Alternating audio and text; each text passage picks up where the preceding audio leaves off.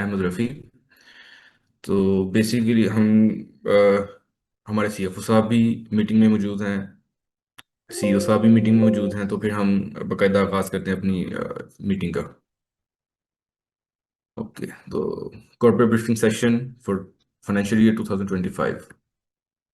Okay, तो हमारे सबसे पहले अगर की रेवेन्यू ड्राइवर्स की बात कर ली जाए, तो हम बेसिकली तीन चीज़ों में हम डील करते हैं। एक है हमारा यार्न, दूसरा कॉटन और विस्कोस है, तीसरे नंबर पर फैब्रिक है। बाकी जो इसमें वेस्ट मटेरियल आ जाता है वो फिर हम सेल कर देते हैं। उसको वेस्ट वेस्ट मटेरियल के तौर पे हम सेल कर देते हैं, वो हमारे फाइनेंशियल में रिपोर्टेड है। फिर हम आ जाते हैं आगे सेगमेंट रिपोर्टिंग पे। इसमें हमारा जो है वो अ, अगर जोग्राफिकल लोकेशन की बात कर लीजिए तो हमारा ऑलमोस्ट 10% होता है, 10-20%। रिसेंट ईयर्स में हमारा 10% रहा है अमेरिका और यूरोप में।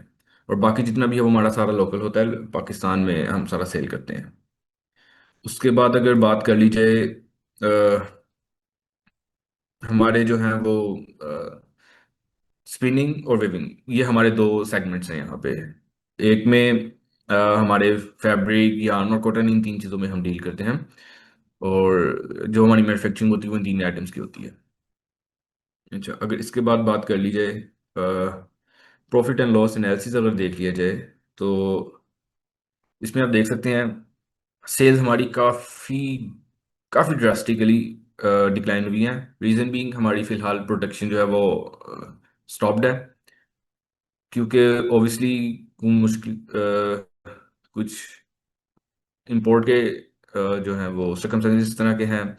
और उसके अलावा जो हमारे यहाँ पे इलेक्ट्रिसिटी प्राइसेस हैं वो इस तरह से हैं, इलेक्ट्रिसिटी के शॉर्टफॉल इस तरह के थे कि वो प्रोडक्शन कंटिन्यू करना वो बहुत ज़्यादा लॉसेस बेयर करने वाली बात थी। और डायरेक्टर्स ने कंपनी में more than 5-6 billion rupees invest किए थे एज ए लोन, क्योंकि उन्होंने जितने बैंक से हमारे उन सबकी रीपेमेंट करनी थी। उसके अलावा जो भी हमारे चार्ज और प्लेज एसेट्स पे था वो सारा क्लियर करवाना था, तो उसके लिए तकरीबन 5-6 बिलियन उन्होंने इन्वेस्ट किया था। तो उसकी वजह से फिर हमें प्रोडक्शन को स्टॉप करना पड़ा ताकि मजीद लॉसेस से हम बच सकें। अच्छा, अब इसमें आप देखेंगे कि 4 बिलियन, ऑलमोस्ट 4 बिलियन से हम ऑलमोस्ट 574 मिलियन रुपीज़ पे आ गई थी हमारी लोकल सेल्स। ये भी वो लोकल सेल है मोस्टली जो हमारी प्रोडक्शन बंद होने के बाद जो हमारी प्रोड्यूस्ड आइटम थी वो हमने सेल की है। ग्रोस लॉस तकरीबन 50%, 50% के इस पे कट ऑफ लग गया ग्रोस लॉस में। उसके बाद अगर आप ऑपरेटिंग लॉस में देखें, इसमें भी हमारा काफ़ी यू कैन से यहाँ पे भी हमारा ऑलमोस्ट 50% जो है वो कट ऑफ लग गया। फाइनेंशियल चार्जेस, क्योंकि हमारे जो जितना भी प्लेट्स थे, चार्जेस थे, वो सब हमने क्लियर करवा लिए, तो उसकी वजह से हमारे फाइनेंशियल चार्जेस ऑलमोस्ट ना होने के बराबर है। वो तकरीबन 4 मिलियन के हैं, वो भी रेगुलर इतने तो हो ही जाते हैं। अब लॉस आफ्टर टैक्स आप देखें, इसमें भी ऑलमोस्ट 50% हमने उसमें रिड्यूस कर दिया लॉस आफ्टर टैक्स जो है, क्योंकि अगर प्रोडक्शन हम कंटिन्यू करते तो हमारे लॉसेस बहुत ज़्यादा इससे भी हो जाने थे। और फिर ऑब्वियसली अब आप देख सकते हैं कि लॉस पर शेयर जो है वो भी हमारा रिड्यूस हो गया। ये अगेन प्रॉफिटेबिलिटी एनालिसिस है। तो ये भी आपके सामने क्लियर ही है कि हमारी 8 बिलियन से 4 बिलियन, 4 बिलियन से अगेन 4 बिलियन पे रही, उसके बाद फिर हमारी 594 मिलियन। ये सारा इसमें एनालिसिस है कि हमारी कॉस्ट काफ़ी ज़्यादा थी, जिसकी वजह से अब हमने इसको रिड्यूस करने के लिए हमें इस तरह के स्टेप्स लेने पड़े हैं। ये अगेन उसकी परसेंटेजेस हैं। अगर परसेंटेज में बात कर ली जाए, तो हमारे तकरीबन पहले ग्रोस जो प्रॉफिट था वो पहले था में 4% था, उसके बाद हमारे लॉसेस इंक्रीज होना शुरू हो गए थे। तो 2025 में आके क्योंकि प्रोडक्शन बंद हो गई, जो चीज़ें हमने सेल करनी थी वो सेल कर दी। तो अब 2026 में इंशाल्लाह उम्मीद है, अगर हम प्रोडक्शन प्लांट अपने चला लेते हैं, इसको दोबारा से रिवाइव करते हैं, तो इसमें बेहतरी की उम्मीद है। आगे ऑपरेटिंग लॉस में अगेन आप देखेंगे, ये परसेंटेज की अगर बात कर ली, 62% पे है। नेट लॉस अगेन 63% पे है। एबिटा और 46% पे है।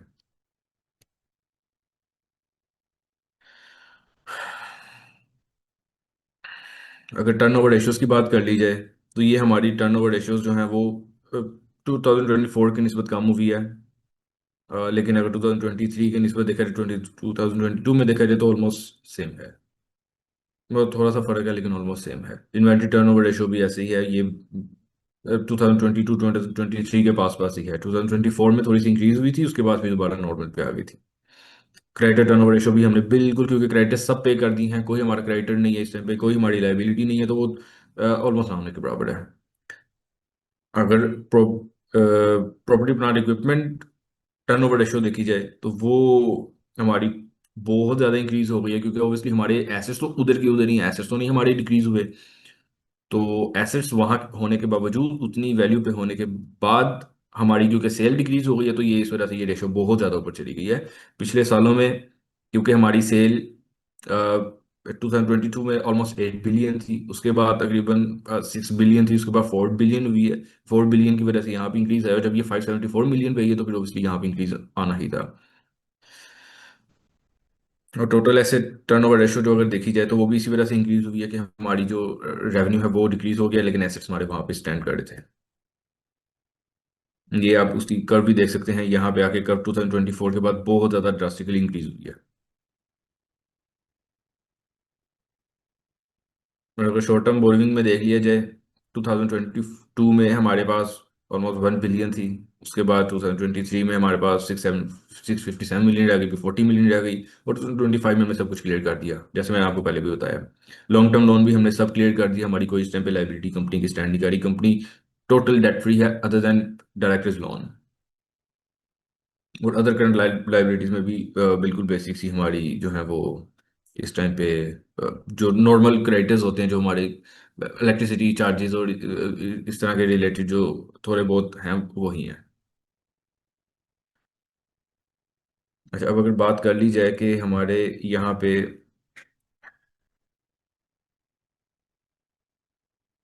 अ, एक मिनट।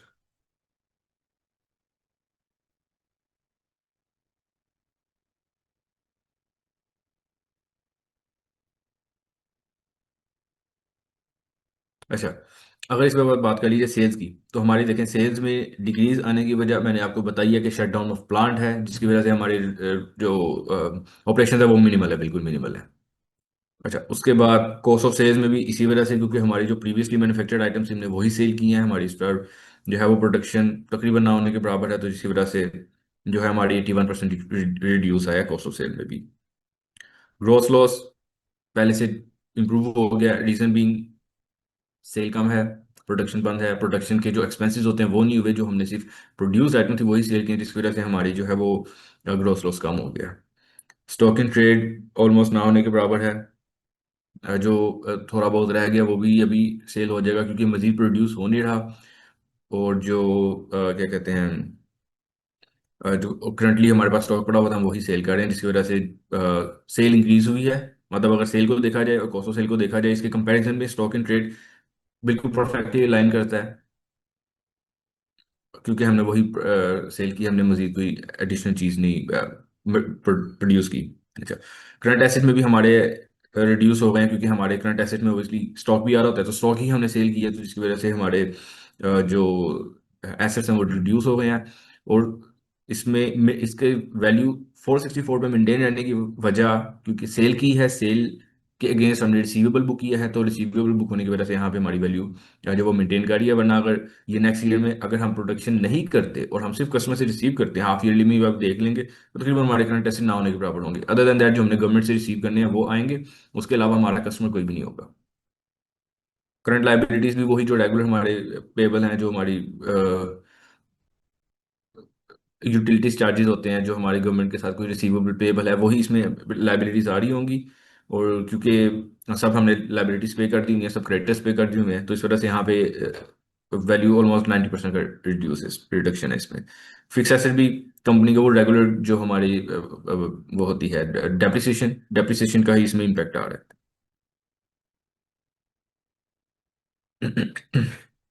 अच्छा, अगर की बिजनेस रिस्क की बात कर ली जाए, तो इसमें आप देख सकते हैं कि सबसे पहले हाई एक्सचेंज रेट की, ओबियसली मतलब डॉलर हमारा ऑलमोस्ट 300 पे टच कर रहा है, जब आपने पेमेंट करनी होती है तो ऑलमोस्ट 300 का रेट मिलता है। तो उस वजह से वायबल नहीं है कोई भी चीज़ इंपोर्ट करना। और एक्सपोर्ट ऑब्वियसली क्योंकि हमारी प्रोटेक्शन ही नहीं हो रही, तो फिर एक्सपोर्ट भी हम कुछ कर सकते हैं, और एक्सपोर्ट करेंगे भी तो डिपेंड करता है ना कि कस्टमर हमसे डिमांड करता भी है कि नहीं करता। तो जिस प्राइस पे हम सेल करना चाहते हैं उससे कम प्राइसेस पे बाकी कंपेटिटर्स अगर सेल कर रहे हैं दूसरी कंट्रीज के, तो फिर जाहिर है पाकिस्तान से कौन खरीदेगा। अच्छा, उसके बाद पावर आउटेजेस इतने ज़्यादा हैं कि अपना जो जनरेटर है वो हम अगर चलाते हैं तो वो बहुत ज़्यादा कॉस्टली पड़ता है, तो वो भी अगेन लॉसेस में इंक्रीज करने वाली बात है। और डायरेक्टर्स मजीद कंपनी में पैसा नहीं लगाना चाह रहे क्योंकि वो बहुत ज़्यादा लॉसेस हैं। अनलेस गवर्नमेंट कोई इंसेंटिव नहीं देती, इट इज़ यूजलेस के डायरेक्टर्स मजीद इसमें मजीद इन्वेस्टमेंट करें। वो ऑलरेडी 5 से 6 बिलियन की इन्वेस्टमेंट हो चुकी है, दैट इज़ ह्यूज नंबर। और उसके बाद इलेक्ट्रिसिटी और गैस की प्राइसेस भी इस कदर इंक्रीज हो चुकी हुई हैं कि वाइबल नहीं है फिलहाल करंटली प्लांट को, इस करंट प्लांट को चलाना। हाँ, अगर वाइबल हुआ, कुछ फ्यूचर सर्कमस्टांसेस अच्छे हुए, गवर्नमेंट ने कुछ इंसेंटिव्स दिए, नया प्लांट लगेगा, उस नए प्लांट को रन करने की कॉस्ट ऑब्वियसली कम होगी, उसकी प्रोडक्शन कैपेसिटी ज़्यादा होगी, उससे जो प्रॉफिट्स हैं वो बेहतर इंक्रीज हो सकेंगे। डिवैल्यूएशन रुपीज अगेन ऊपर से हाई एक्सचेंज रेट के साथ लिंक्ड है ये। ग्लोबली रॉ मटेरियल की प्राइसेस इंक्रीज हो रही हैं क्योंकि अगर हम इंपोर्ट करेंगे तो इंपोर्ट में अगर हमारे लोकल में अगर उस तरह का मटेरियल अवेलेबल नहीं है तो हम इंपोर्ट करेंगे उसकी प्राइसेस बहुत ज़्यादा हाई होंगी हमें, तो वो अगेन लॉसेस में इंक्रीज करेगा। और अनकम्पेटिटिव टैरिफ भी है जिसकी वजह से हमारी एक्सपोर्ट भी रिड्यूस हुई है और हमारी जो प्रॉफिटेबिलिटी है वो भी रिड्यूस हो रही है। ओवरऑल पूरे टेक्सटाइल का ही यही फिलहाल सिचुएशन है। यार्न और फैब्रिक एक्सपोर्ट कम हो गई है जिसकी वजह high cost of doing business है, अनसर्टेन गवर्नमेंट पॉलिसीज हैं जिसकी वजह से बिजनेस करना जो है वो काफ़ी चैलेंजिंग है इस टाइम पाकिस्तान में। ये अगेन वो ऊपर बैलेंस शीट का एनालिसिस है, ऊपर मैंने आपको सारा एक्सप्लेन कर दिया था, ये भी उसी के बस एक यू कैन से ग्राफ है एक। करंट रेशोज अगर देख ली जाए 2022 में 1.24 थी, उसके बाद ये ड्रास्टिकली इंक्रीज हुई है 2025 में। रीजन बीइंग अगेन वर्स जो हमारे फाइनेंशियल हैं उसकी वजह से। क्विक रेशो देख लीजिए वो भी बहुत ज़्यादा इंक्रीज हो चुकी है। कैश टू करंट लाइबिलिटीज अगर देख ली जाए वो भी हमारे ऑलमोस्ट 0.2 है क्योंकि हमारे पास कैश जो है वो ऑलमोस्ट कम है कैश, लेकिन हमारे पास जो वो है लाइबिलिटीज है वो थोड़ी बहुत स्टैंड कर रही हैं। वो बहरहाल ये तो रेगुलरली इतना से लिक्विडिटी ये सिचुएशन आ जाती है इसमें। ये भी लिक्विडिटी एनालिसिस अगेन पिछले से रिलेटेड है सब। अच्छा, अगर कोई आपका क्वेश्चन है तो आप अनम्यूट करके वो क्वेश्चन कर सकते हैं।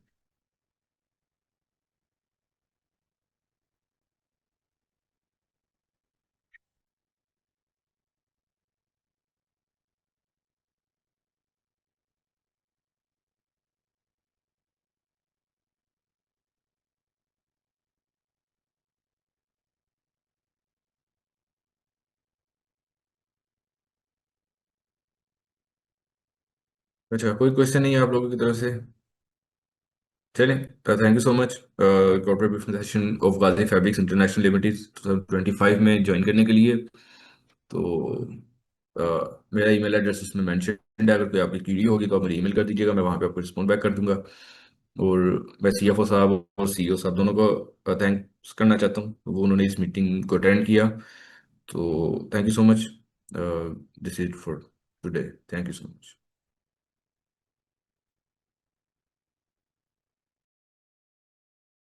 Recording stopped.